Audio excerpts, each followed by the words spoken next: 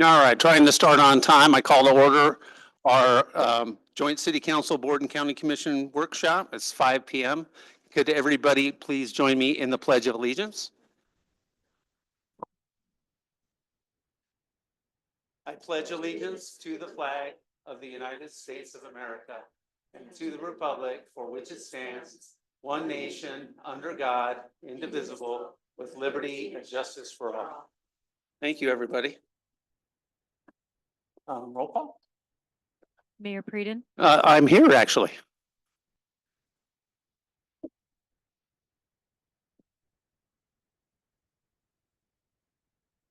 Guess you're the only one here. Yeah, I'm all by myself.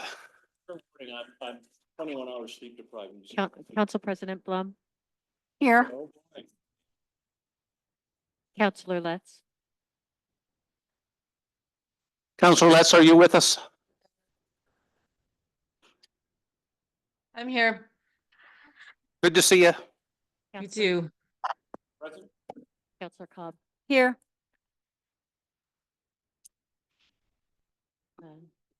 Is it our turn? Yeah, go ahead. Oh, oh, that's right. I'm supposed to hold it down. Patty Adair, Deschutes County Commissioner from Sisters. I was just at the barn last night with a lot of people and it was freezing out there. It was like 26. And I think it's worse today. And Tony DeBone, Deschutes County Commissioner. This is all inverted backwards because down in Lapine, it's cold at night, about 10 degrees, but it was like 47 and sunny all day today, my wife said, so Sweet. switching around. But great to see everybody. All right. And who else do we have here? Jordan Wheeler, City Manager, City of Sisters. Nick? Nick Lelak, Deschutes County Administrator. Awesome. Scott? Scott Woodford, City of Sisters Community Development Director. All right. Well, thank you, everybody, for being here. Welcome to Sisters. A little bit of inversion, which makes it colder than it looks, and it looks pretty darn cold. So it's pretty bone chilling today. Thank you for our public members to come and show up. Unfortunately, there is no public communication tonight, but we're glad you're here and we hope that you hear some things that you wanted to hear about. So thank you very much. We kind of already did introductions. We just did it. We had roll call. So let's just, do you want to go straight to the updates? Did you have something? Mayor, we do have Commissioner Chang that's on the main Zoom. Oh, he is. So just to recognize. Sorry about that. Commissioner Chang, are you with us? Might want to, pull them over. Allowed to talk. Well, I wish it was that easy, just. Okay. Commissioner Chang, can you hear us okay? We don't hear you, but if you, hopefully you can hear us. We see your name. That's what we have. Well, we'll look for He's shy today. Yeah, he's texting me right now. I can hear but can't talk. So you maybe go. if he's elevated to panelist. Okay. Okay. Oh, you need to accept panelist, Chang. Maybe he doesn't want to talk. Maybe he just wants to listen. Yeah. Okay. Well, Try it again. It probably timed out. He probably just didn't see the prompt box that pops up at the top. Phil, there's going to be a prompt box to be a panelist. You have to accept that. Do we have a direct link that we can send him to be a panelist? That's separate from. Here, we're texting. Yes.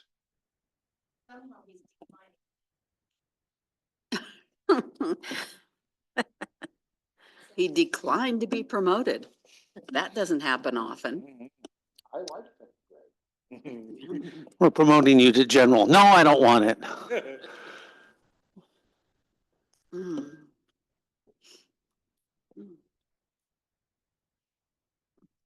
Well, Phil, we're working on it. I think we can. Yeah, we could probably send him a direct link. Okay. Okay, great. Okay. Thank you. When he gets able to talk, we'll let him jump on there and say hello. There's a couple items on the agenda. Our first item is we're going to have an urban growth boundary amendment update. We are, so that's Scott's up here to do a little presentation about the status of our urban growth boundary amendment and where we're at in the process. Of course, this interacts with the county in many ways, but in a major way with the when it gets to the approval stage. But so we're right in the middle of a lot of the public outreach as we've been looking at different alternatives for the land needs. So Scott's been doing this presentation a lot lately, and I think this is probably like an abbreviated version. But make sure, feel free to ask questions and have a dialogue throughout his presentation. And yeah, happy to entertain those questions. And like I said, Scott's done this a few times, so he's pretty well practiced at sharing information about where we're at with the UGB process. These are a little bit more knowledgeable. I think group, so. I think. They've been through it. And then Mayor, the second item on the agenda, the updates, is really just the opportunity for a roundtable discussion. I know there's several topics or ideas that commissioners and the council had, but that would just be an open forum dialogue. Great. Looking forward to it. Great. All right, Scott. All right, thank you, Jordan.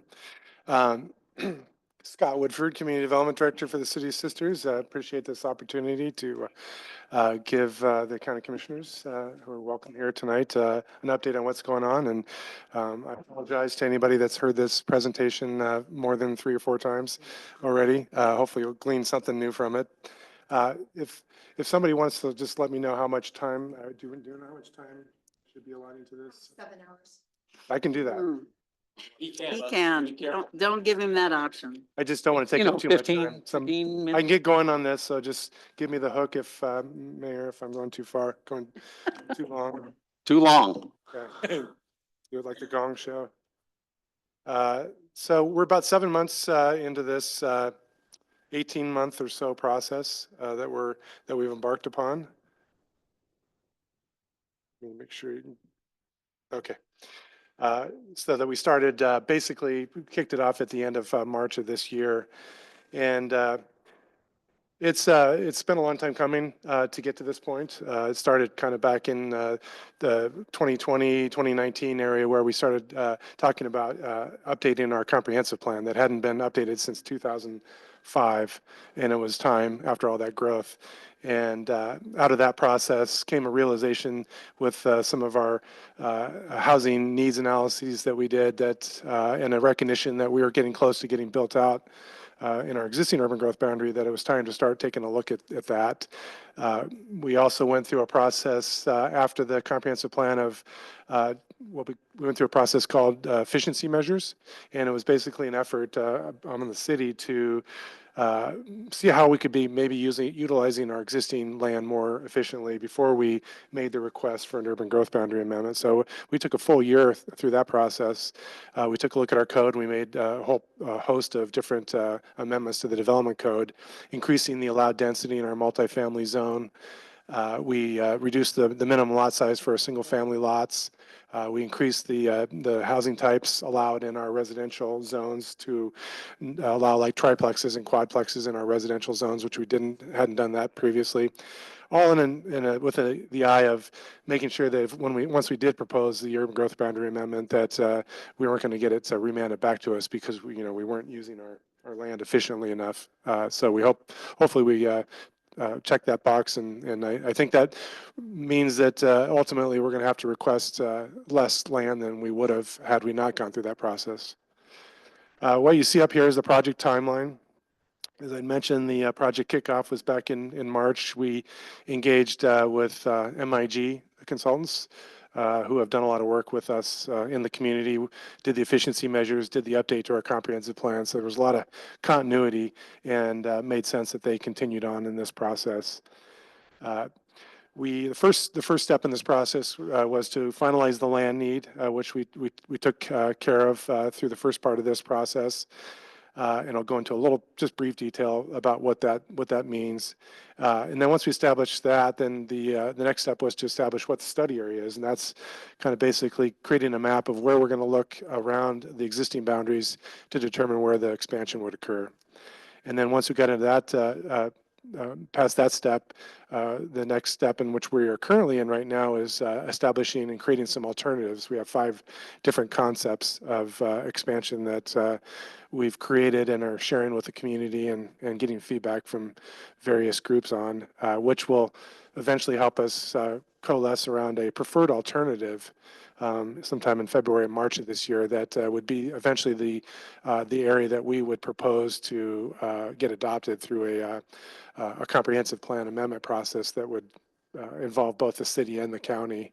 We would make an application to the county and through the city, and hopefully would result in a joint approval at the end, maybe between joint meeting of the county commissioners and the council to approve the preferred alternative. Councilor Ross, you look like you have a question.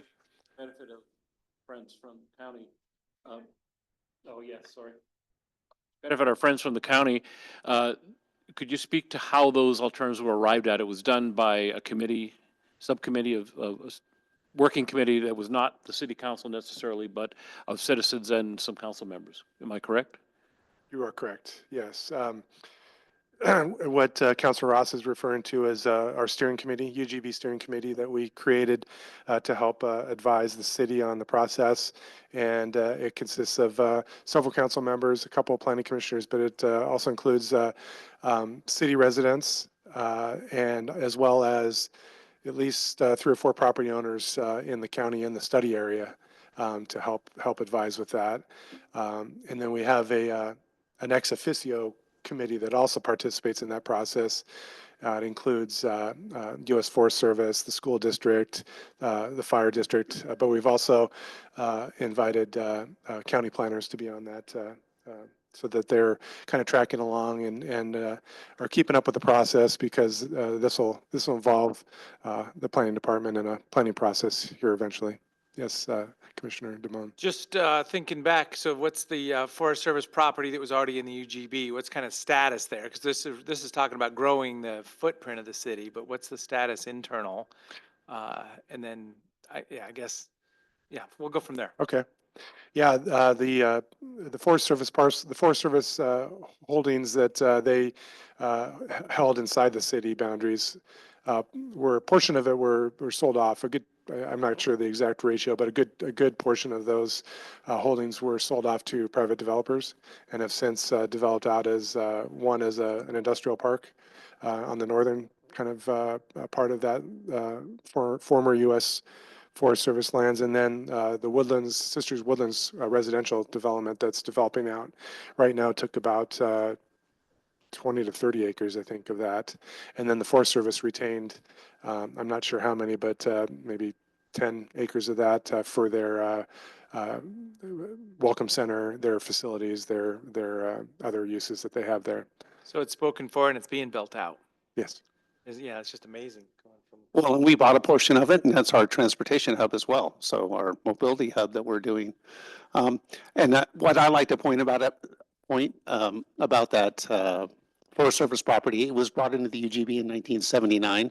So it's taken about 40 plus years to get developed. And I don't think that this urban growth boundary will quite go that long, but you know, it's still a 20-year plan. It's not like we're going to bring in. We'll see how long we can. Right. I mean, obviously, some of it's going to come in real fast. The easy stuff that's already contiguous to the city, I think some might come in pretty quickly for housing, but it doesn't mean that we're going to just add annex 250 acres right off the bat as soon as it's available. So, Well, just random thoughts here, but yeah, so the governor and the legislature, everybody says, we need housing, and it seems to be slowing down instead of speeding up these days. So I would just advocate as a city council thinking, okay, you know, what does the footprint look like in the next few steps? Because it gets very technical about how we need to analyze it, we need to have it approved, we need to study it, we need to invite people, but just kind of the vision from the city council point of view. And what I've seen, you know, Redmond had this, the urban reserve, and they're just growing, you know, like a little clockwork just moving out. And it's awkward to grow, but you kind of need to plan for it too, instead of doing it once and then getting back to it 10 years later. So just some thoughts. well said. Yeah.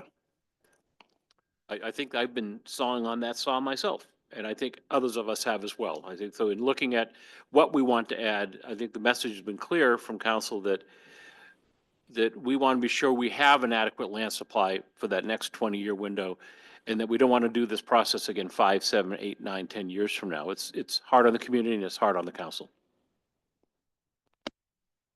Yeah, and there's been some discussion about possibly on the heels of this process doing an urban area reserve concept here because it worked well in Redmond. I think it lays out the expectation for the next round of expansion in the future.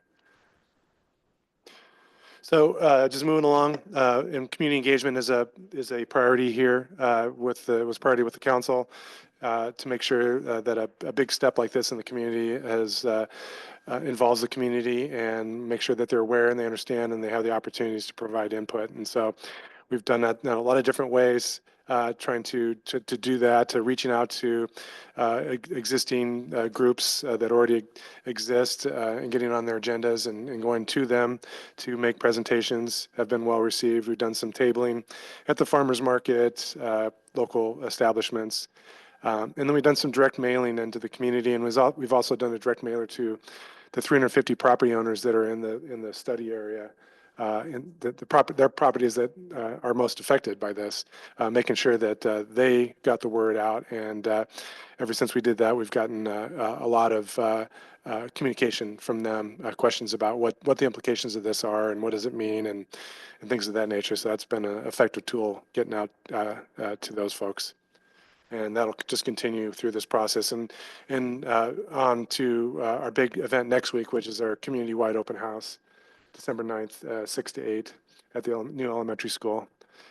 So You're welcome to attend, especially if you haven't seen the new elementary school on the inside. good opportunity for sure. So talking about just briefly on the land need, I won't spend a whole lot of time on that because we've kind of sort of moved on from that a little bit. But for the benefit of folks who aren't aware, all the planning that we do here in Oregon is based, on a 20-year projection and it's based on population projections that kind of feed into all of our planning. And you can see here on the slide of Sisters, Deschutes County in general, some of the population projections out. Look, 25 years in this case. We're going out to 2043, but you can see where the population of Sisters is proposed to double in 20 years and more than double in 2047. So we all can look outside and see the trajectory that the community's been on, and it's expected to be a popular place to move to in the future. And so we base our planning we did a housing needs analysis that we did in 2021. We updated that through this process. And basically what it's telling us is that we're going to need about 131 to 168 acres of additional residential land. And we're calling it 168 of that being low density residential, and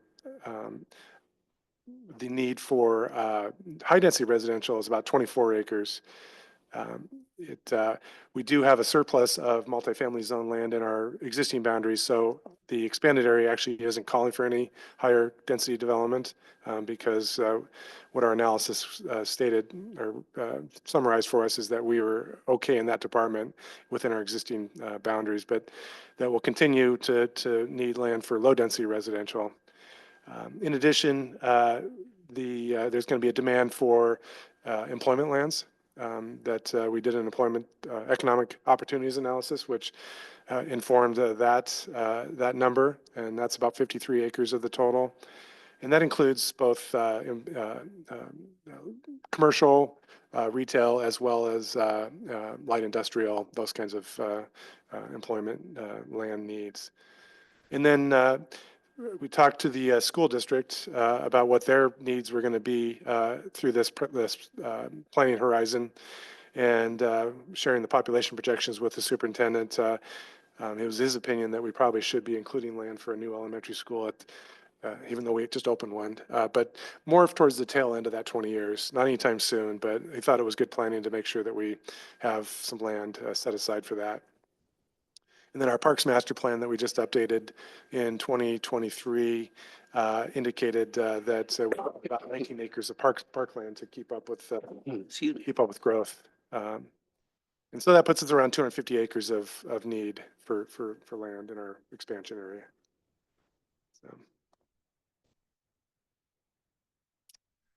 So once you've established the land need, then you go about creating your study area. And this map shows the preliminary study area. And basically you can see the existing boundary of the city in kind of that light gray in the middle. And then what you do to create the study area is you go out a half mile from that boundary in all directions. And that forms your study area. And if you have exception lands, and exception lands are a term that the state uses, and it's basically a term for properties that are no longer farm or forest lands. So in this case, it's rural residential R10 zone lands in the county to the northeast of Sisters. And if you have those exception lands, you can go as far as a mile out from the boundary. And that's why you can see that it goes so far north in this case. On the other sides of town, the areas in green are areas that are owned by the Forest Service. And then the other lands consist of some private lands owned privately that are zoned forest 2 that are just north of the Mackenzie Meadows development. I don't know if you can see my little mouse there, but there's 3 parcels up there that are privately owned. And then a good chunk of the remainder of the parcels are zoned EFU. And those are the lowest priority lands for inclusion into the UGB. So if you think about the prioritization, exception lands first, those lands that are no longer farm or forest. Priority 2 lands are marginal lands, which are a term that doesn't apply to Central Oregon. It's a term used over in the valley somewhere, over in Lane County, I believe. And then priority 3 lands are your forest zone lands. Priority 4 are the EFU farm use lands. So those are lowest priority lands. Just with a little bit of experience and opinion, when we talk about a resource land, is it a working forest? Is it a place that's farmed for a profit? And they're probably not. So it's just to put it in perspective, some of these lands, that's resource land. I understand, but it was just a catch-all from the late 70s and the early 80s that it got rezoned or initially zoned that, and now it's stuck in that zone. So I'm not picking a fight. I'm just pointing out that, as we think about this, yeah, it's zoned EFU, but is it farm for a profit? So, That's part of what we're going through right now, which is the area study and trying to identify if the exception land is enough and can work. And if it doesn't, then obviously we'll start branching out from there to the next priority, right? So, well, as I say, I'm just pointing out that, in Western Oregon, the Willamette Valley, you drop a seed on the ground and, money's growing because it's so vibrant. Here, it's just not like that. So we call it farmland or, exclusive farm use. And it's just a different meaning than the state system is trying to hold on to there. that's for sure. We find that on a lot of things over here, I think. And as you look at the map, the fact that something is included within that study area, that's all it means. It doesn't necessarily mean that that's where a UGB expansion might go. Some land is going to be way too expensive to look at or has already been significantly developed, but you have to include all lands within that range in order to meet the happiness of the state, shall we say. I guess I'd state to be happy. I would be empowering just to look at it and say, if it's the right place to grow, go ahead and look at it. That's all I was kind of. Yeah. Saying then that it should be approximately like 245 acres, or are you saying that 19 acres in addition for the parks? Or is, No, the 250 acres incorporates both the park, school, employment lands, and the residential need. Yeah, that's the total. okay, the Yeah. total is like 250? Yeah. Okay, Yep. all right. So this map shows the same thing, but with a little different colors here that kind of equate to the different priorities of land. You can see the green is priority 1 land. Priority 3 land is the tan lands that are zone forest, either those 3 parcels that are owned privately or the remainder of the ones owned by the Forest Service. And the priority 4 lands are again, EFU zone lands. To the right, you can see the acreage for the whole study area minus the city boundaries is 4,300 acres. The area just in green is 1,940 acres, and our estimated land need is about 250 acres. And just for scale, we put a little box in the corner of that 250 acres just so that gives you an idea of how big that is relative to the map. So basically, we have to look to the priority one lands first and exhaust, if we can't find it, sufficient land within those areas, then we can move to the next priority of lands. Where's priority 2? Priority two, well, priority two is the term marginal lands that we've been informed by our consultants. It just doesn't apply to, it's a Yeah, okay. it's a unique land feature over in somewhere else. Have We you don't have thought, any of have you We don't thought- have any marginal lands Yeah, here. I just, have you thought, what does it mean to take a platted area of 5 and 10 acre parcels and bring it in? I mean, because usually I think of a 40 acre parcel or 10 acres individual parcel. Yeah, what does that look like? That's a good question, and I wanna know. something, what's that? I want to know too. No. You've kind of locked onto a potential issue is the heavy parcelization of those areas in the R10. I think the R10 is 10 acre minimum land, should be 10 acre minimum. I think if they were to do something now, they'd have to have 10 acres minimum, but a lot of those parcels are less than 10 acres. And so the heavy parcelization of these areas does present challenges to urbanization in that you're dealing with a lot more property owners to try to assemble a sizable development parcel that you could use. And if somebody holds out, then that kind of makes it difficult. So I've got some maps and some further analysis that I was going to share with you relative to that kind of demonstrates the process that we're going through right now to determine how feasible those areas are to develop. And that's part of the process we're in right now. And I just hadn't even, I mean, we look at 40 acres or 20 acres and that's going to be a wild one. Yeah. Yeah, ideally, these parcels in our urban growth boundary would be like 20 to 40 or plus acres. It would be a lot easier. Yeah, somewhere down in the past, somebody decided it was a good idea to zone all that land for 10 acres right outside the city. Wasn't me. Wasn't me. I lived on RR10 for a while. But I do now, yeah. Not extra city. It's obviously somewhat of a roadblock, not to mention the HOAs that are involved with many of those parcels. Some of them have really active HOAs, and those are hard areas to feel like you have a good shot at actually having it subdivided down the road in an urban growth boundary environment. So then you may be in a spot where you're going to be balancing cost and time and probability of getting that done opposed to. Yeah, I mean, I think that's why it's great having our consultants on board. These are, they're experts at it, and they're going to be almost ranking every parcel to a certain degree and say, hey, this is really easy. This one is not. And that's the process. That's kind of where we're at right now, right? One of the criteria for inclusion is efficient accommodation of land. If you can't efficiently accommodate it into your city eventually, if it's not accomplishing the goals of meeting their housing needs, what good is bringing it in, basically? That's kind of an analysis we're going through right now. Have you thought of a master plan at all? Are you willing to stay away from like a master plan?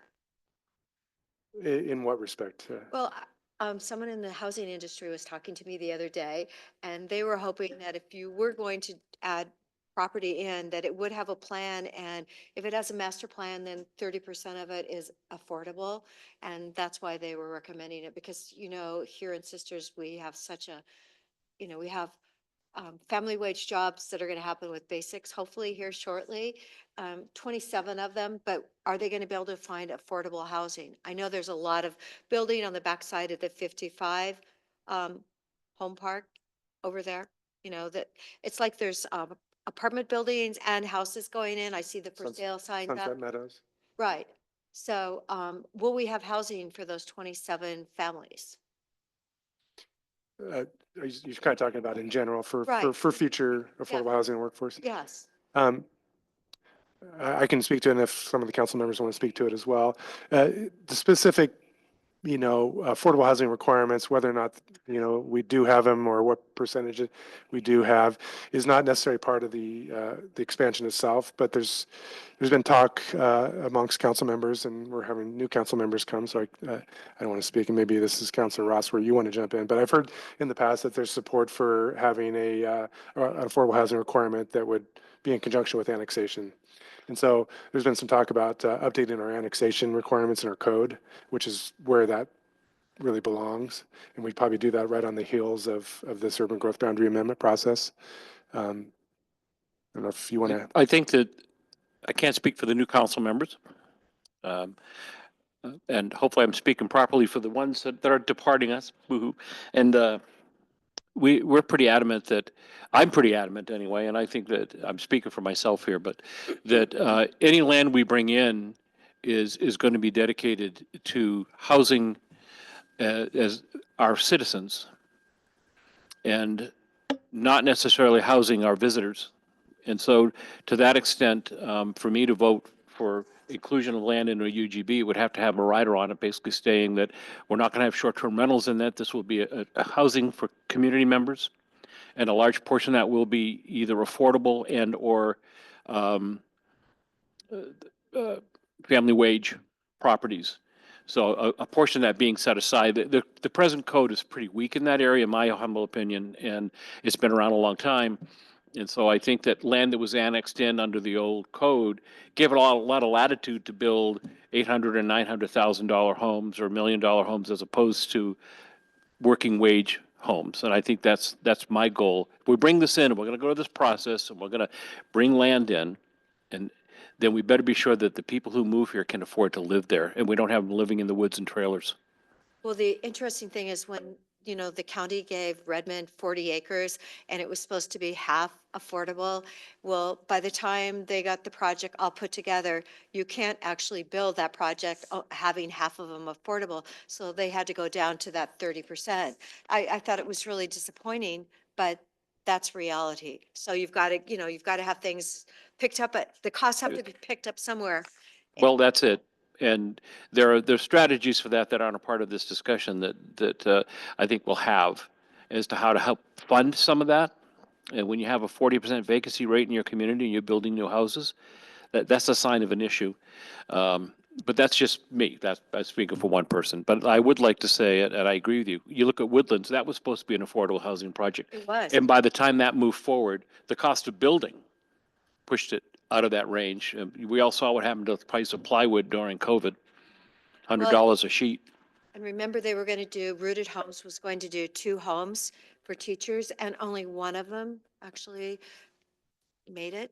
I mean, I thought that was so disappointing. I know that Jackie was really happy working here in Sisters, but I would love to see some more homes that Rooted could bring in. It seems like the Habitat program is doing really well, though. Yeah. They're really going to town. Okay. This map just shows the different areas around the existing boundary that form the study area. And this was part of our earlier discussions about just the pros and cons of all the lands around the city, with the idea of that making sure that we did a full analysis of whether or not they how they met the criteria or not. Mostly it's Forest Service land and farmland, and there's those privately owned forest zone lands just to the north of McKenzie Meadows. But lately the focus has been more, I guess, on the study area because that's our priority is to look at that area first. And so we've been studying that in more detail to see what the feasibility of it really is, adding some different mapping. This map just shows the areas within, this is kind of northeast of town. You can see the riparian area of Indian Ford Creek right through here, just for reference. Here's White Shoes Creek. Here's the airport. If you can see my mouse, just for reference. We have a existing pump station at the end of Rope Street in the Saddlestone subdivision there. And everything in the light green is basically above that elevation. So future infrastructure sewer could gravity flow to that area, and the areas to the east would be lower, especially as you get to the base of McKinney Butte, would be lower. And so just consideration in terms of utility servicing.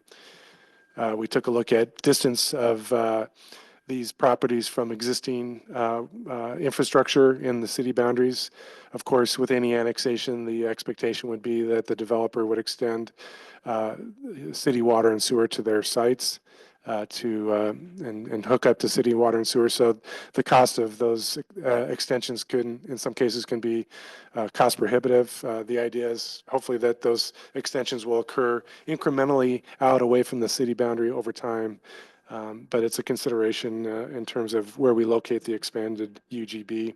The mayor referenced existing subdivisions in the study area. Many of them have active homeowners associations and covenants that are in place that when you start looking at them are pretty restrictive in terms of how they would or would not accommodate future urban development.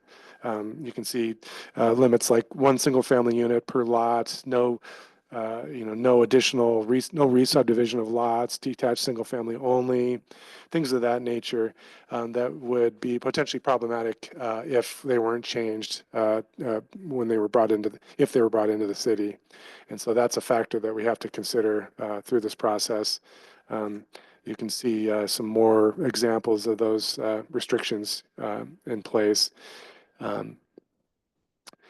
But talking with the state to find out that just the mere existence of restrictive covenants isn't a reason by itself not to include something into the urban growth boundary. It would, because covenants can change over time, is the thinking.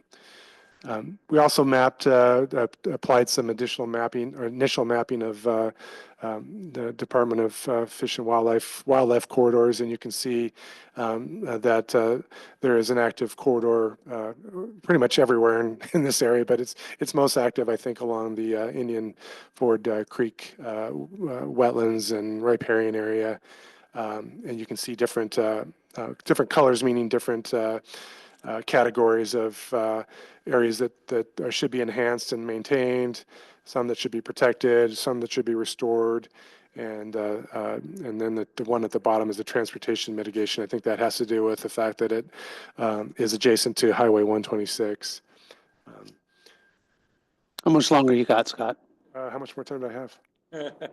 Can you do 5? I'll wrap 5. Sure. Yeah. Yeah, I'd like to get enough time for a roundtable. Okay. I'll go through these. Just to give you an indication of the additional analysis we're doing. We're looking at improvement values out there in that study area because the higher the improvement values, the less likely that they're going to be redeveloped someday. And you can see the darker the colors, the more expensive the improvements on those properties. And we also looked at the land ratio, our improvement value to land value ratio. Again, the darker colors show more expensive land values. Just to kind of point out that sort of analyze whether these areas or how likely they are to eventually redevelop. So if you start stacking on some of these layers, the covenant restrictions, the high improvement values, the small lots, those could potentially form the basis of saying, hey, state, we've looked at these parcels and we don't think they're going to yield what we want them to yield. And that could be the case potentially for moving on to other lands potentially in the future. We just haven't gotten to that point yet.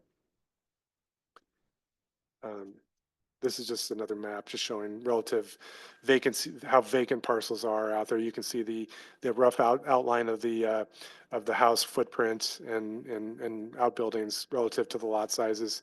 The area kind of south of the airport, east of Locust and Camp Oak, over to the Indian Ford area. Those are areas that the steering committee have kind of looked at and said, hey, that makes more sense. Those are maybe the areas that do meet a lot of the criteria. They're close to the existing boundary, easy to extend water and sewer out there, transportation facilities. It's just that we don't think we have enough land to get that 250 acres there, so it might need to come from areas in addition to that. This is the criteria that we are required to use when analyzing and eventually identifying a preferred alternative. How easy is it to accommodate that identified land needs? How feasible and economic is it to extend facilities and services out to those areas? 3 is comparative environmental, energy, economic, and social consequences. It's kind of more of an open-ended criteria, and we think that's an area where the community is going to really weigh in and let us know what their values are, and we can apply them to number 3. And that'll be very informative. And then how compatible is it to existing agricultural and forest activity uses that would be outside the UGB that the UGB would bump up against? And just real quickly, these are the different concepts that we've thrown out to the community and we'll review at the open house. Each one has potentially a minimum amount of land that we would need. This is one. This one goes farther north along Camp Polk, straight north. This one incorporates McKinney Butte and then those properties along 126. There's been, McKinney Butte's kind of rated a little bit lower in terms of how the comments we received because of the hills, the topography that exists out there, the increased cost to provide utilities and develop in those areas is some of the feedback we've gotten so far. And then this concept 5 was one the steering committee said, let's add this one where it's the properties that are closest to the existing boundaries. And if you're thinking about like urban form and how we expand out, that if we expand into those areas, that would keep things compact. Some of the criteria we're hearing from our steering committee is we think that the added areas should be able to be walkable and close to the downtown core, bikeable. Sisters is really walkable and bikeable now. We'd like to see those qualities be retained. So that's concept 5. We've gotten some good feedback from that. These will be the subject of the open house on December 9th. And after that, we'll take the feedback to the steering committee, to the planning commission, to the council. And we'll talk about, we're doing some scoring on each of these parcels. And all this will be done with the goal of getting closer to a preferred alternative sometime in March or so. So those are the next steps. Okay. Get in under 5 minutes? Yeah, I think you did great. Thank you Okay. for doing that. Maybe some time for some questions if. Yeah, does anybody have any questions? I did want to welcome Commissioner Chang. Welcome. Thank you. Yeah. I would love to make some comments Sure, on go. this particular topic. I was tracking all the way down from Santiam Pass. But let me take a step back. The Oregon Transportation Commission Chair tried very hard to get me out of the meeting in time to get over here in person. I wasn't quite here, but I tuned in I was sitting in a parking lot at Santiam Pass, but couldn't say anything. So my urgent desire to be here was to be able to thank Counselor Blum and Counselor Cobb for their service and just to express great appreciation for the time I've gotten to work with you. So I listened all the way down the hill on my device that wouldn't let me speak. But I did want to say, speaking to the issue of expanding an urban growth boundary into an area that's already been parcelized into rural residential, small lots. Not saying that the city of Sisters needs to be like the city of Bend, but there's a lot of experience from Bend in the southeast corner dealing with this exact situation. Small parcels that's been rural residentially zoned. It's way more difficult in terms of infrastructure and many other things to urbanize those areas than, to expand to the east side, to the east of Bend where we have larger lots that are now, we have hundreds of acres that are zoned RR or MUA, but are still held in these big chunks. But one other thought on that is, I mean, these are, we are essentially granting new property rights to these landowners who were rural residentially zoned. That doesn't mean you give people property rights, doesn't mean that they have to exercise them. So, I mean, it could be very difficult to can persuade people who are sitting on a 10-acre slice of heaven to give that up and, you know, build a little subdivision around them. And, you know, this is a free market system. Eventually, there will be the incentives to do that will be great enough that there will be people who do that. But to the point of, you know, bringing in workforce or affordable housing, I mean, if it's extremely costly to incentivize people to give up their rural residential lifestyle to come into the city, that puts you on a head-on collision with trying to provide affordable housing. So that just another dimension of this to think about. Yeah. The one thing we discussed while you were on the way here was the Forest Service property, which has been parcelized now into about 4 or 5 pieces. And then obviously the Woodlands itself is a lot of small pieces. That was actually brought in the UGB in 1979. So it took about 40 years for that to turn into something out of urban growth boundary lands. So we're well aware that there may be some properties coming in quick, and then there's probably a long wait for most of it. But we have to do it all in one chunk. We can't study little pieces. We have to study the whole amount for the next 20 years for sure. Decades with Sisters population 500. I mean, wasn't it like 500 for a long time? Yeah, I mean, I think from the And now I know it 50s to the 80s. feels like 38,000 at times, but it Same was, thing with Deschutes County. yeah. Just a little rural county for a long time. Yeah. It was Crook County, actually. Is there any, Go on. Go ahead. yeah, is there any questions specifically about the UGB for Scott? I appreciate the presentation. I know you've done it a lot. And just to wrap it up, it was a goal of the council to hammer goal 1 on public engagement on this process. How many meetings have you done? How many presentations have you been to? It's well over 30, right? 3 dozen probably. So we've done this a lot. We've done outreach to HOAs and business groups, and you name it, we've done it. So, they've set up tables at the farmer's market and out in front of the store, out in front of Oliver Lemons. So thank you for all the hard work you're doing. You're doing a great job, and we appreciate it. Okay, so next topic is roundtable updates, right? So you have do you have a few things that you wanted to talk about? Or Nick, do you have something you want to lead us off with? Sure.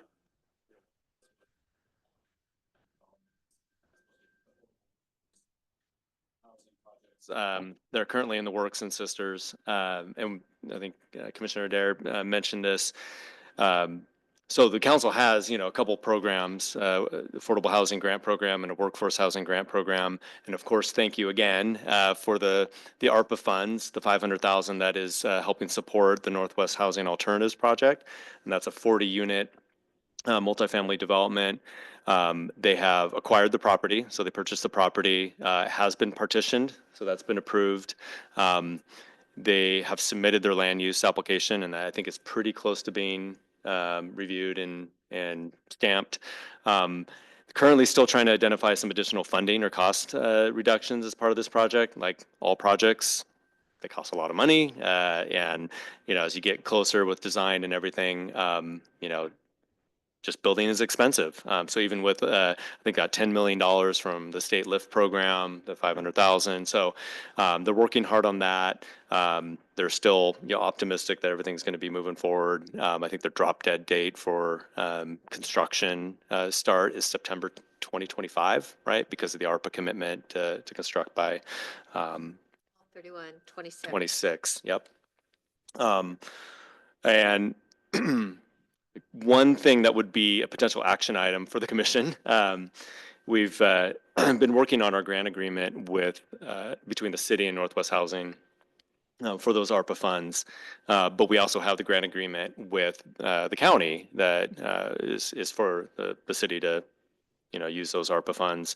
The grant agreement with the county currently says that the housing units would be 65% or less AMI, whereas a lot of their other funding options and opportunities are 80% or less, which I think our city council would likely support because we've been focused a lot on workforce housing and having a broad spectrum of affordable housing in our community. So that might be something that would look to work with the county on, is revising that agreement to go up to 80% AMI rather than holding it at the 65%. And then, and so then we're pretty close to getting that final agreement in front of our city council for the 500,000, which wouldn't be let until certificate of occupancy either. So likely 2026. Another project, speaking of the housing, affordable housing grant, the workforce housing grants that the city council has established here, Habitat for Humanity has 2 applications in for a project just right behind us called the Large Street Commons, right? Large Commons, 27 units, 20. That's close. Yeah. Yeah, so there's 2 different sites on Adams Street and Larch that they're looking to build a cottage development, cottages and a few, I think, duplexes or townhomes. And so this project's being helped, supported by the workforce housing grant that the city council, actually the urban renewal board established, so $400,000 grant, and then the city's affordable housing grant program as well. A commitment from the city to provide grant funds for that. And Habitat, as was mentioned earlier, has some projects, has some homes that are being built in the Woodlands development. And I think that developers also had their master plan revised for a cottage development in that development as well. That was approved. So there's still some affordable housing being built in the Woodlands neighborhood. And if you actually walk through it, I think we have 40 of those homes that have been built and occupied at this point. And the Habitat homes, the model that they're using now is using the same architect and builder as the rest of the development, and you can't tell the difference between what is the affordable house and what is the market rate, which I think is pretty cool. If you add all those properties together, it's about 75 units that are going up over the next 2 years here in Sisters, and that's a lot for a town of our size. I mean, that is. Sorry, we're punching above our weight. We just are. Oh, no, you really are. It's very impressive.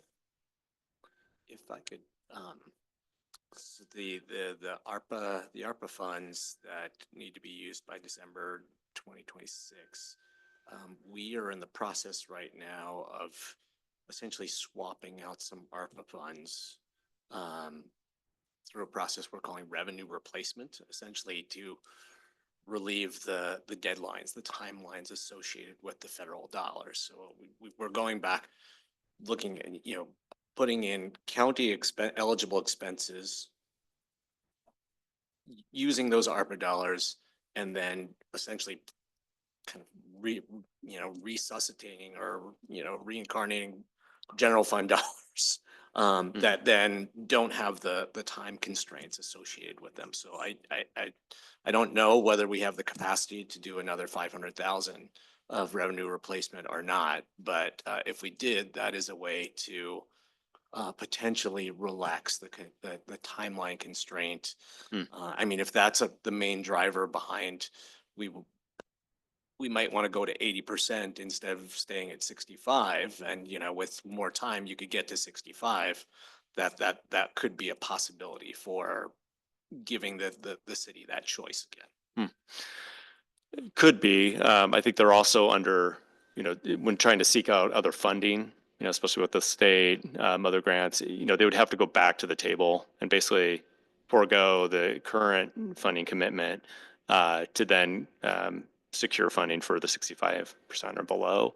The 80% gives them a little more flexibility of getting even private construction loans to kind of do that gap funding. And they probably just don't have to raise as much money. Yeah. But that it's interesting. I mean, of course, we're always interested if there's more ARPA funds to. It's not more ARPA funds. You're just swapping them. Yeah, It's yeah. just making them flexible, more time flexible. You didn't claw back anyway. Oh, we did get some back. Yeah. We could. I appreciate you telling us about that, though. I mean, that's nice to know, and we'll probably talk about that just a bit, just to it's always good to have some flexibility if we Totally. Yeah. totally need it, you know? I think we might need to do that by December 2020, December 31st, 2024, though. So.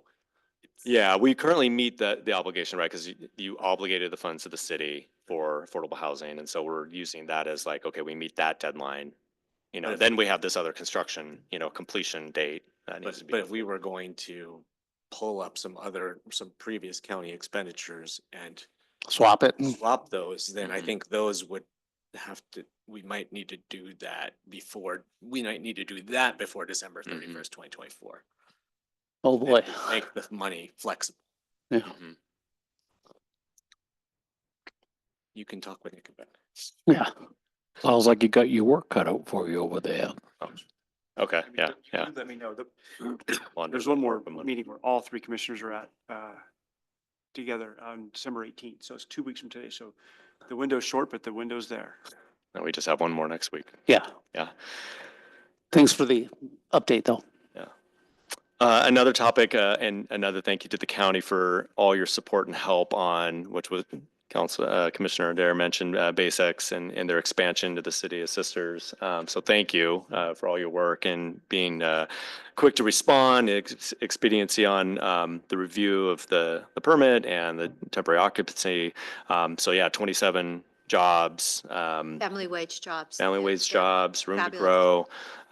So what they're moving here is assembly of surgical clean rooms, occupying 27,000 square feet of space there in the Roth building off of Three Peaks Drive and a new in our industrial area, which was a big win. And thank you to Eric with Edco, all his work, the mayor, commissioner. I mean, there was a lot of meetings and work behind the scenes to help that. And that's a big win for a city of our size to get those type of jobs here and get a successful business to expand, locally in Central Oregon, but expand out here. Well, to keep it here and not have it go to Oklahoma was incredible. And the fact that we lost Laird's, a while ago, and BOCC has such a great feel in Redmond, and to think they can be here in Sisters too. I just thought it was an incredible win-win. It was a little nervous there, but thank you to the county and everybody who really stepped up.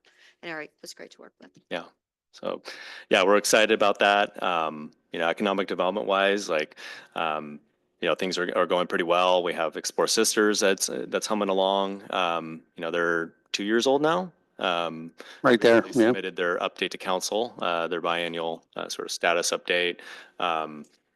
And there's a new kind of downtown business association that's formed in town, kind of focused on the retail businesses in downtown, kind of promoting shop local. And we just had our tree lighting, of course, and some of the businesses stayed open late. So there's some coordination now happening in town to try to drum up more business on the shoulder seasons and off season from the peak summer. It's been really hard. Honestly, I was talking to some of the business people, and so I really made it my point that I'm shopping in Sisters and not Bend. But, to keep we have some really fabulous retailers here, but people in the world, because of inflation, are no longer spending the money that they were spending. And, yeah, so what the community can do to support them, I think, is incredibly important. Yep. So. There was also a question about, well, speaking of winter, is winter warming, warming shelters and kind of the status on our work with houselessness in the Sisters area. There's been a lot of work going on. You probably read about a successful event we had in October, the community conversation on houselessness. So we had 95 people show up, and we did this model of having 13 tables with facilitated conversations and note takers. Which I think worked really well. We had, I think, 11 of our community agencies and partners that we meet now monthly with. We don't have an official name yet, but it's all the partners and nonprofits and government agencies that work in this area and work with houselessness meet. And actually, we met today in this room. And so part of this community conversation is they gave brief presentations, kind of inform the community about all the work that's happening. Some of these nonprofits are out there picking up trash, and the work the Forest Service is doing, and county behavioral health and their caseloads and what work they're doing. And so this is that community conversation was the start of gathering input, hearing the community's concerns and ideas and suggestions and questions to start building an action plan for the Sisters area for houselessness. So our meeting today was actually diving in more deeply into, okay, we heard all this input. Let's kind of group them into categories and themes. What are the low-hanging fruit? What are the actions that we can now pursue and put into an action plan to then get community input on priorities and get their input on what we should pursue first? And I mean, I say this all the time, but we have how many nonprofits in town? 150? 150, and then you count all the community volunteers and the activism and things that are going on. And then in terms of the government partners and nonprofits, I mean, people show up to meetings, they want to be involved. There's a lot, I think, enthusiasm around this. So progress is being made. And then on the winter, warming shelter, the overnight emergency shelter, the council did already adopt the emergency authorization resolution to allow temporary emergency shelters between now and March 15th. And we already received the documentation and information required from like the fire marshal and stuff for the Sisters Cold Weather Shelter to prop up an emergency overnight shelter. So they've actually leased a building in town. One of the churches on a building that has been used as a cold weather shelter in the past. They actually now operate a food bank out of that building and the cold weather shelter, which they're in the middle of a rebrand of their organization. But they're now operating the food bank and doing some daytime services there as sort of a resource center. But the overnight shelter would it'd be up to their capacity, getting assistance for the overnight staffing and things like that as well. But we at least have one location that complies with the requirements for the emergency resolution. I'd like to give a big, can I jump in? I'd like to give a big shout out to all of our partners. There's this community leadership group that we have that's been talking about homelessness. I think today was our 9th meeting, if I remember right. And that includes the county, obviously, behavioral health and that department. I think the one thing that people don't understand is, as a small town response system to our homelessness, obviously we do it a little bit differently, and we have to do it in different ways because of funding and less personnel in our city staff area. A lot of people don't realize that the people that live out in the forest, there are dozens of partners that know a lot of these people's names and their stories. There's almost nobody out there that we don't know who they are. We know their names, we kind of know their stories, we know where they came from. Obviously, what that does is when someone new does move in, we're able to respond to that because we've never met them before. So it's a lot different than a large congregation of faceless or nameless homeless people from other places. Many of our people have been out there for 20 years, 30 years. And what's happened is they've been joined by others that haven't been out there as long, and it's its own community. They're community members here. I still think 40 or 50% of them are employed in the town, and it's quite different than other areas. So we're responding a little differently than other people might, but I think we're doing a pretty good job. I think what people don't know is that we've been doing this for a few years now, and some of the partners have been out there for many, many years. I know the county's been doing point time counts out in the forest for, I don't know, longer than I've been here. So, and I just wanted to just make sure that people know that we consider them part of our community. They're not just faceless, nameless people out in the forest. So.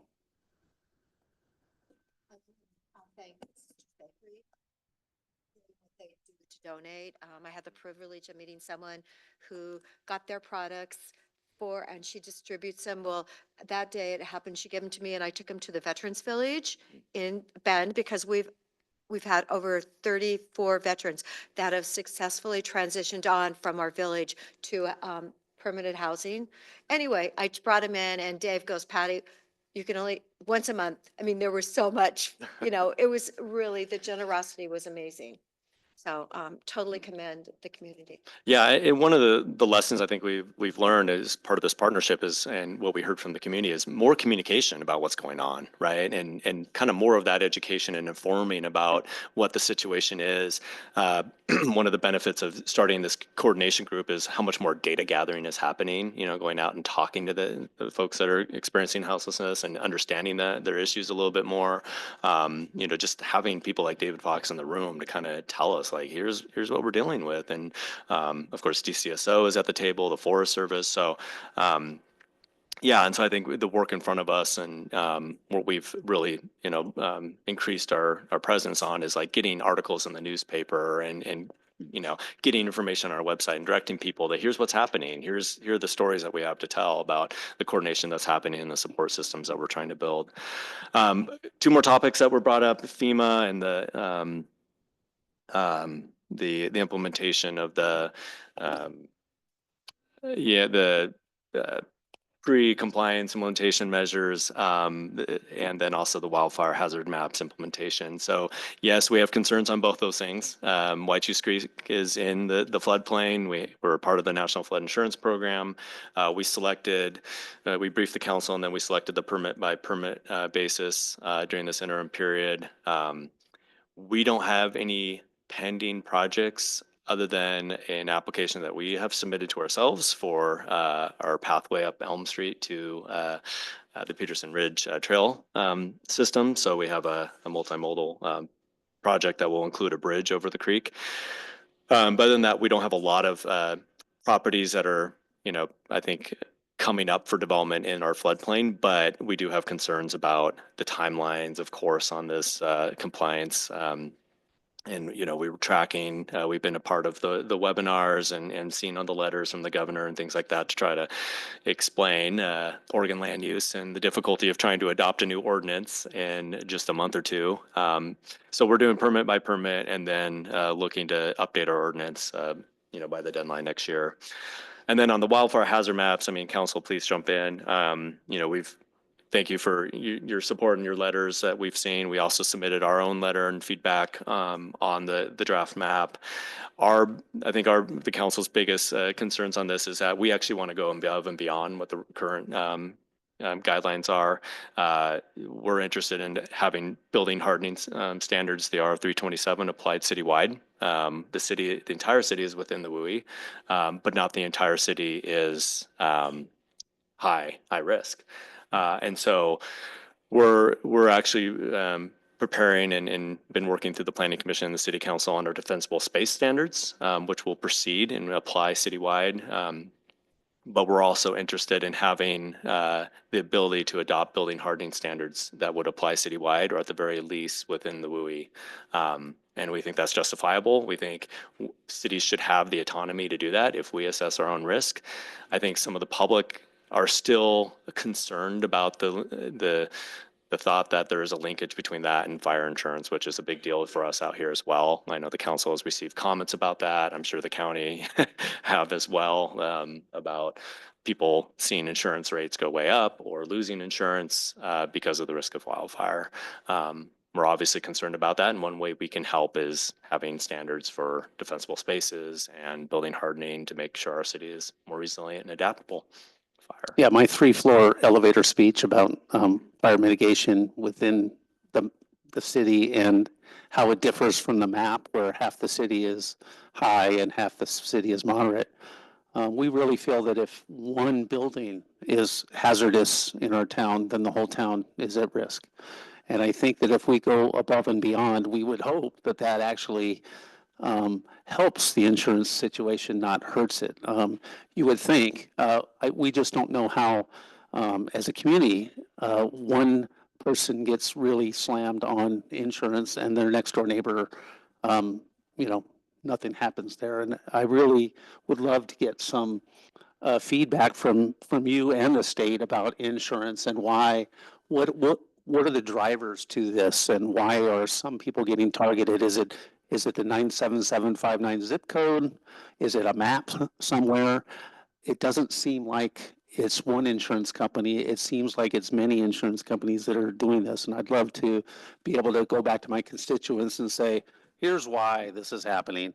The problem is insurance companies aren't really forthright on how they do things. It seems to be a lot of dark arts and behind the scenes stuff. And it's, To look at the costs though and what the costs have done.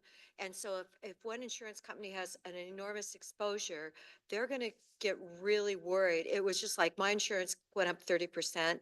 I'm here in Sisters, somebody in Sun River had the same company and theirs went up 30% too. So they're looking at the risk. It's actually a national phenomenon and you have to look at costs. And so, you know, if they were originally, and if you like, I try to always up my coverage every year because if you have a fire, you're not going to be able to replace your house. So it's really, it's huge. It's exposure. You look at what happened in Paradise, the companies that went out of business there because they had way too much exposure. Farmers from Southern California used to be a really good company, and yet their exposure because of all the fires. And then the fact that Oregon had a quarter of all land that was burning this year was in Oregon. So that's really, that has put us on the wrong map. No, I mean, really. I know, I understand, but that doesn't help me to explain to my, to the people that are going, hey, my insurance tripled. Yeah. So anyway, I have more questions than answers. Let me put it that way. I'll mention, and Counselor Lutz was there, this August, I convened a meeting with Senator Jeff Golden from the Rogue Valley,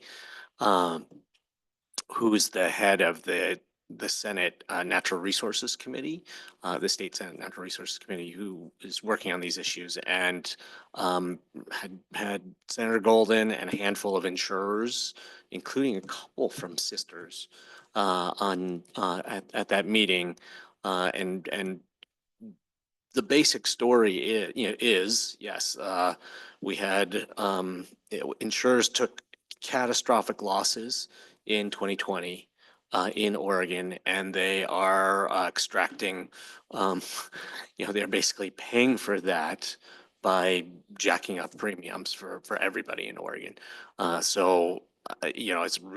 really coarse scale, and it doesn't recognize that there are communities that have done, despite their setting, which is, like a frequent fire setting, that there are communities that have done a tremendous amount of work to make their homes more fire resilient. Senator Golden is working on legislation, in this coming session, essentially to try to intervene in that system, basically to say we absolutely need to do defensible space, use these, do home hardening, and we need to get credit for that from the insurance industry. Now, there's within this bill, and I was trying to pull it up, but I can't get it. My email isn't working right now. Within this bill, there's provisions that will require insurers to, basically, this legislation would create opportunities for neighborhood wildfire protection cooperatives. So not just one house that gets technical assistance and funding, but whole neighborhoods. They would get certified, and then insurers would be required to give some kind of credit for that. You can't legislate a percentage or anything like that, but at least you would have that system in place. Do the right thing, make, genuinely physically make your home more fire resilient, then have insurers recognize that and give you some kind of credit in premium and coverage decision making. So that would be something for the city to be involved in. And, if the City of Sisters is willing to go beyond the state wildfire hazard maps, and implement R327 throughout the city and implement defensible space requirements throughout the city, then you could actually be Senator Golden's poster child for this legislation. Okay, thank you. And then a year ago, I actually asked state legislators to please improve the Oregon Fair Plan coming from California, when I had a fire go around my house, I had to, USA wouldn't cover us, had to use the FAIR plan there. But the Oregon limits were so low, and I believe now they are raising the limits so you can actually get some coverage. Because, if people are being told no, they have no insurance, then you've got this whole issue. You've got a huge family asset, and you've got to cover yourself. So the FAIR plan in Oregon is supposed to be improved upon.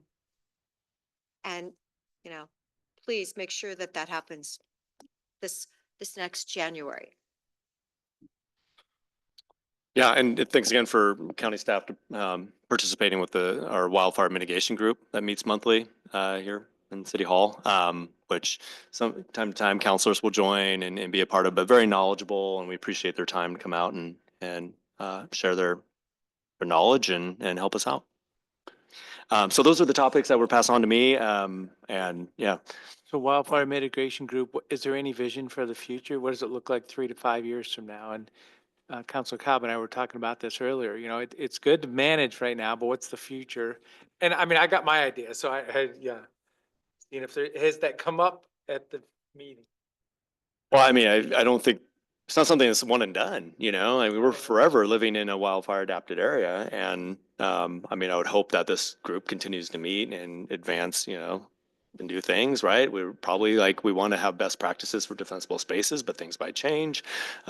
Looking at funding opportunities, working with our fire district for more, company inspections for defensible spaces and things like that. But the next is public information, emergency preparedness fairs, evacuation routes. There's a lot on that side that we have work to do.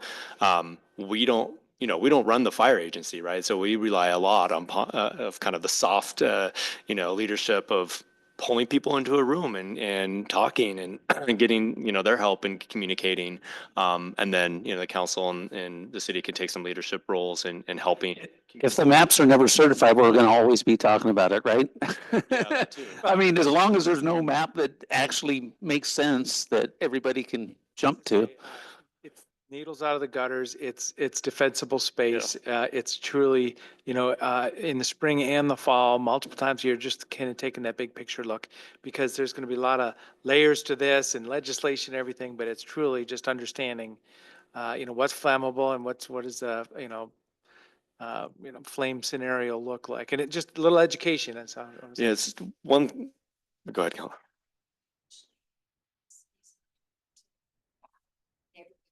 Whether the HOAs already, and then all the other neighborhoods that aren't actually defined.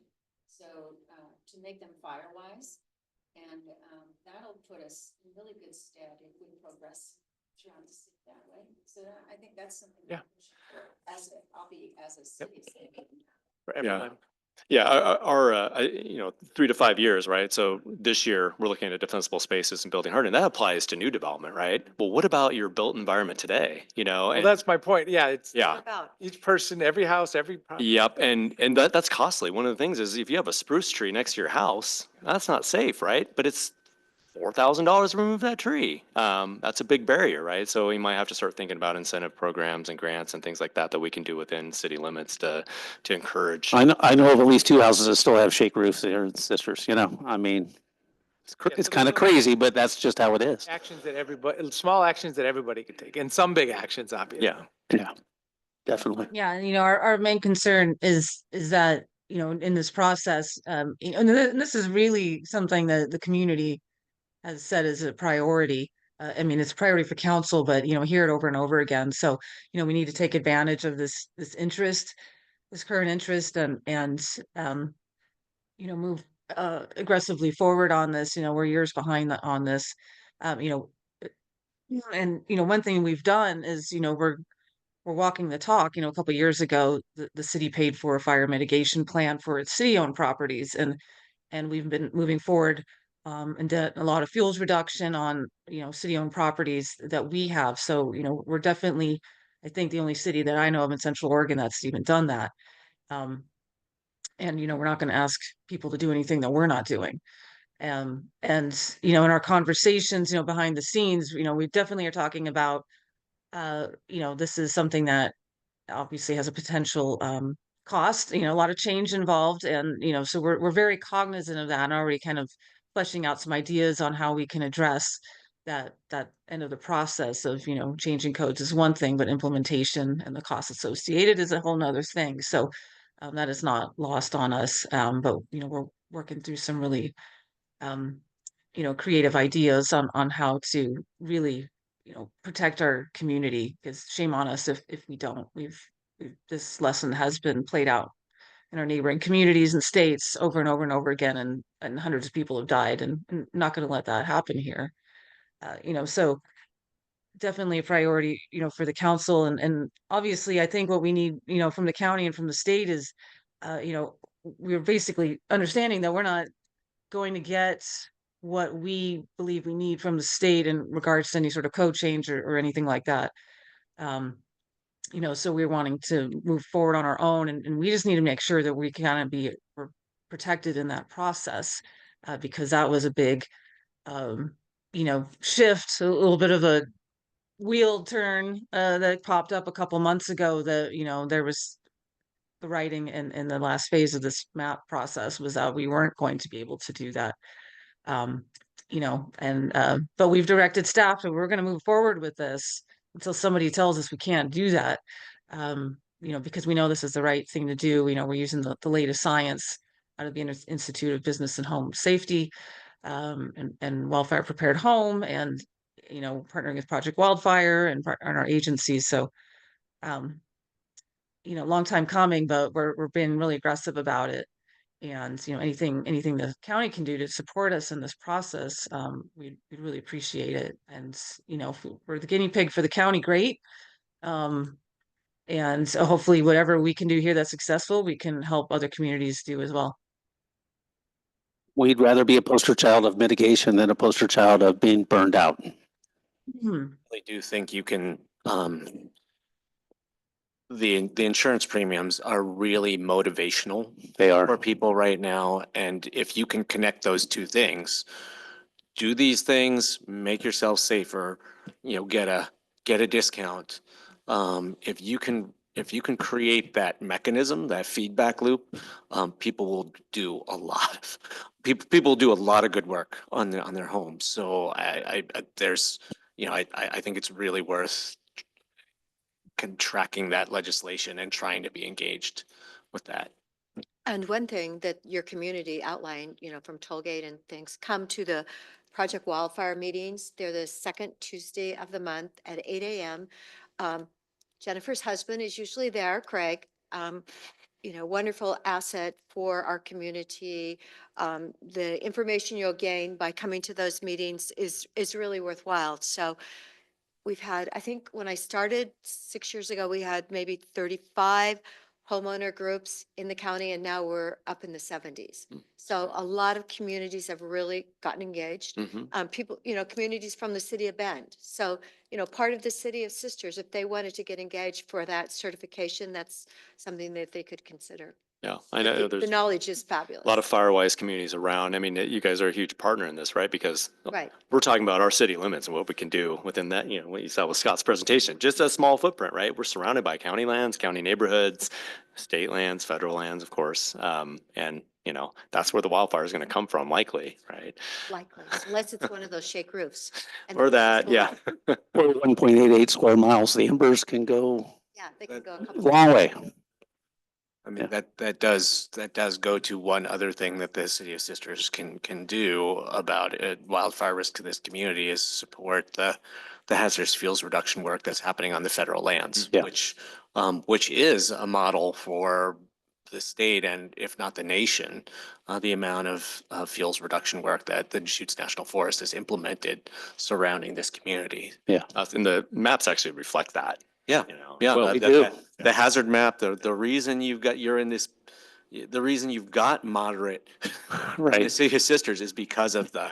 Well, the and there's been Forest Service. a pilot program that went on in Bend, outside of Bend this year with the Forest Service, where they were actually creating a fire barrier by doing aggressive burning in through all the way along that western perimeter coming down Century Drive. I participated in one of their burns, and their goal, and they're very close to it, is to have an entire side of Bend with a significant defensible space zone in the forest where the fire will lay down and they have a chance to get it out and get it out of the treetops before it gets into town.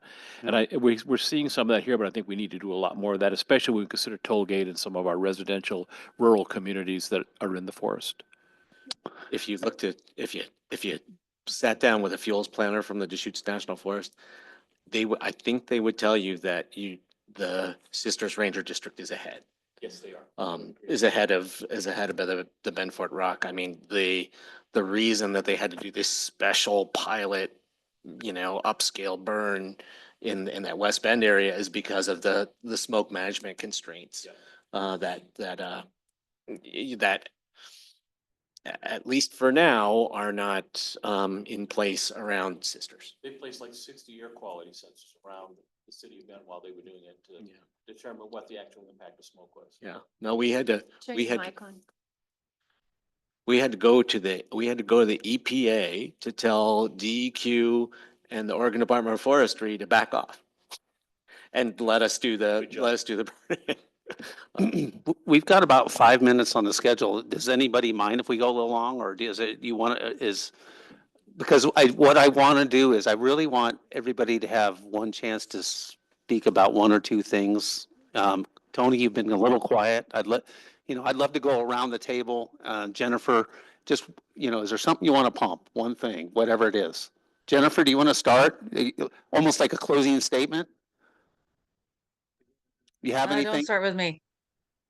Don't start with you. Don't- Go ahead. I'm ready. So Transit Hub, you mentioned Transit Hub. So I guess a question would be, what's the vision? So we were talking to Cascades East Transit.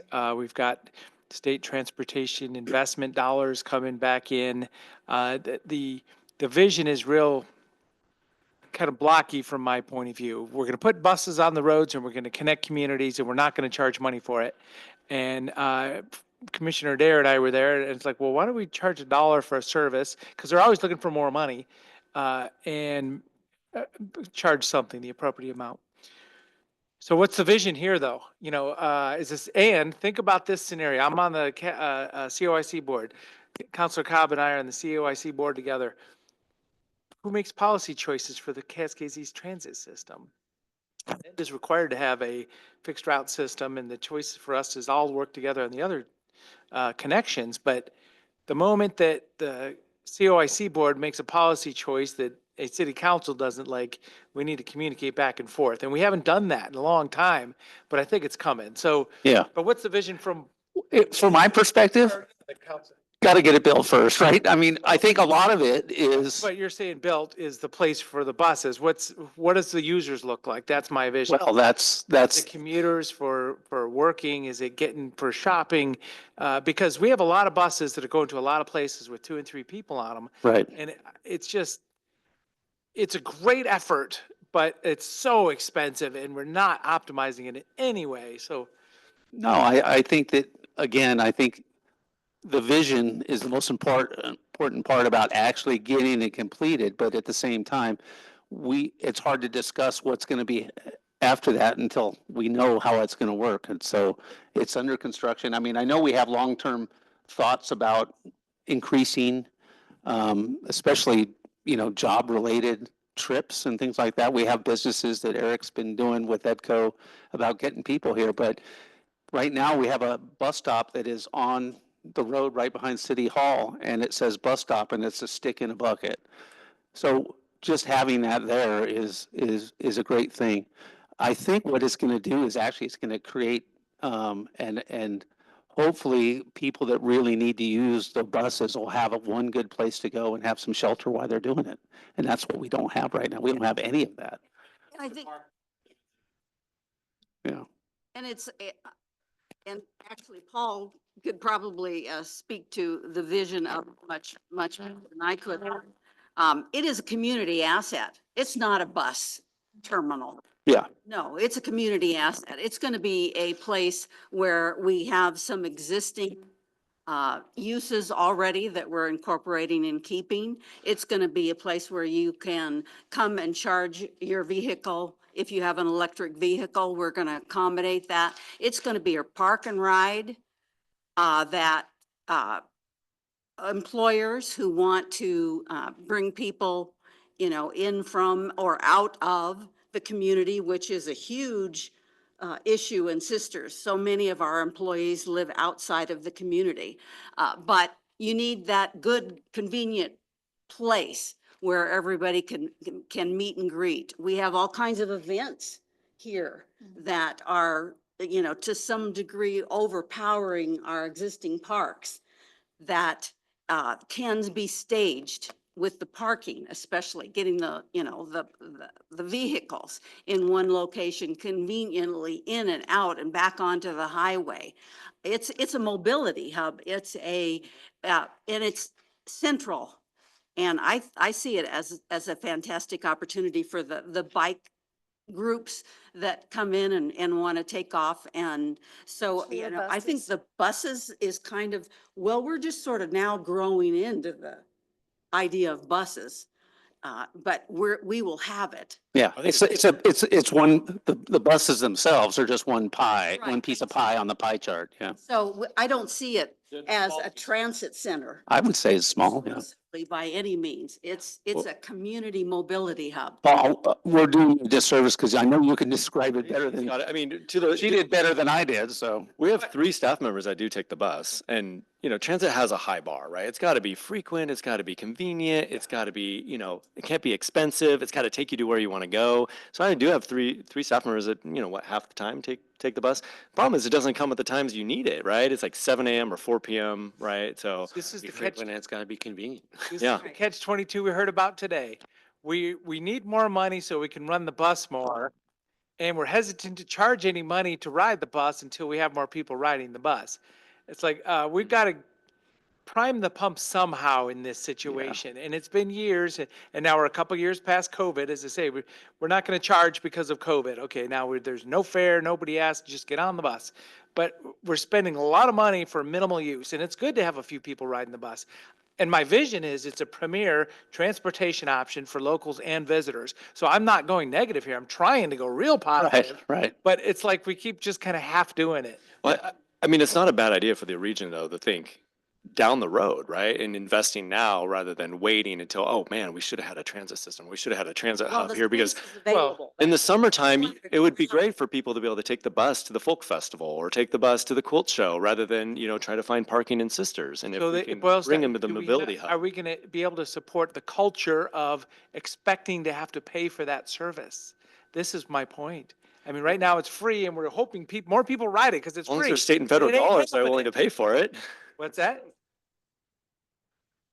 Well, I think that There's also the administrative costs. I mean, we were having a long discussion at the Oregon Transportation Commission today about how, high fuel efficiency vehicles or electric vehicles aren't contributing the right way to road upkeep and road investment through the gas tax, but to implement a road user charge, 40 cents of every dollar we collected would go into the administration systems. And with the transit system, with Cascades East Transit, we know that when they were collecting fares, it actually was probably a net loss of revenue. So I sympathize with wanting to get fares out of people, but it has to reach a certain scale of use before it actually doesn't cost you money. It actually would deplete your resources to be charging fares right now. So And I have a couple comments on that too.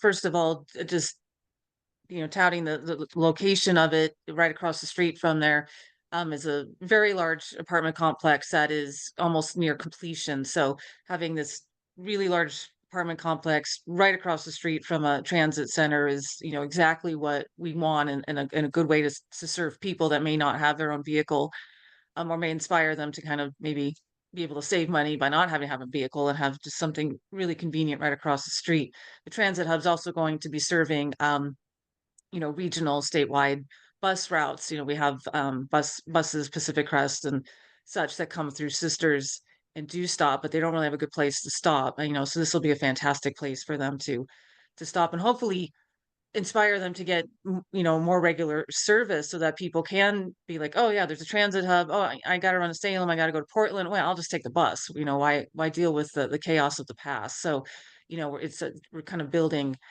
this infrastructure.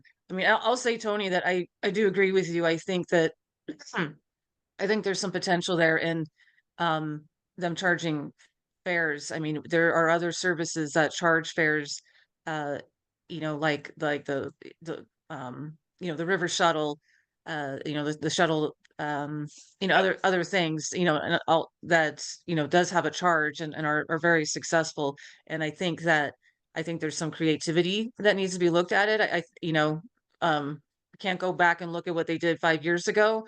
Um, what can they do now, and the way that people pay for things electronically or however, there could be some efficiencies in there that, a small amount of money can actually go a long way.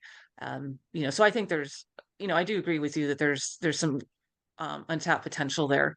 Because we do want to, we're actually, like you said, we have employees that use it. I know there's Forest Service employees that are also using it.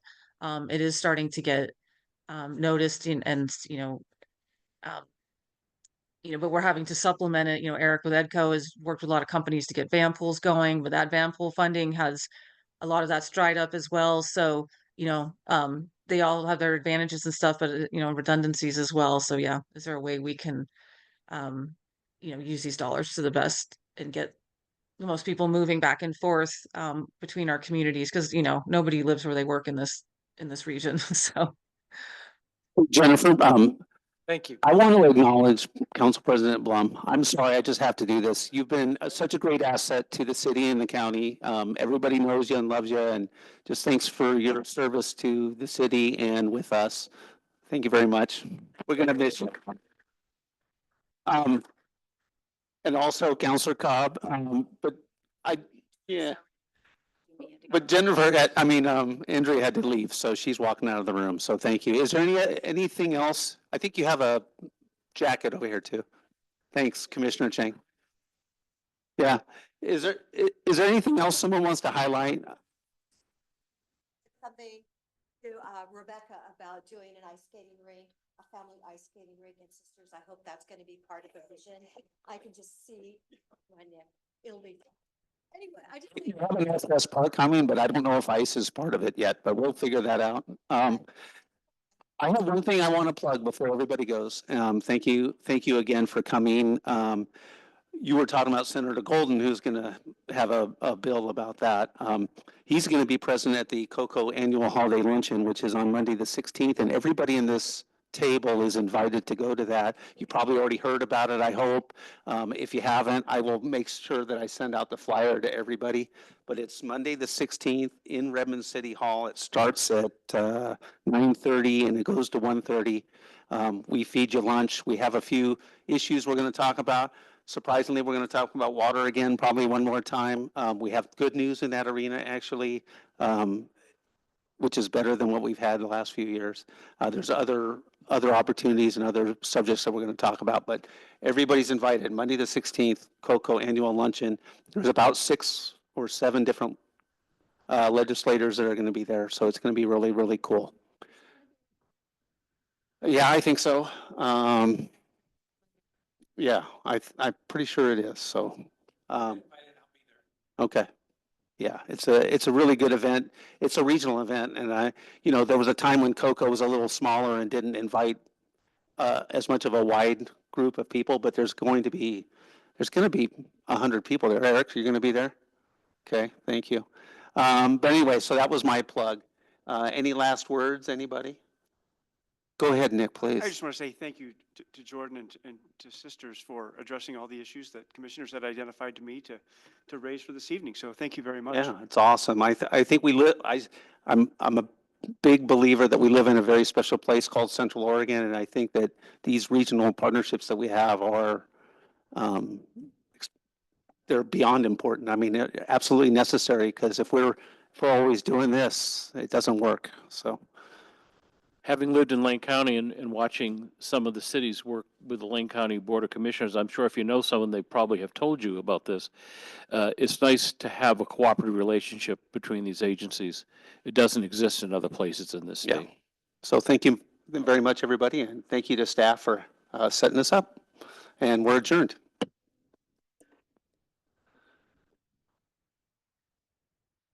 I'm glad.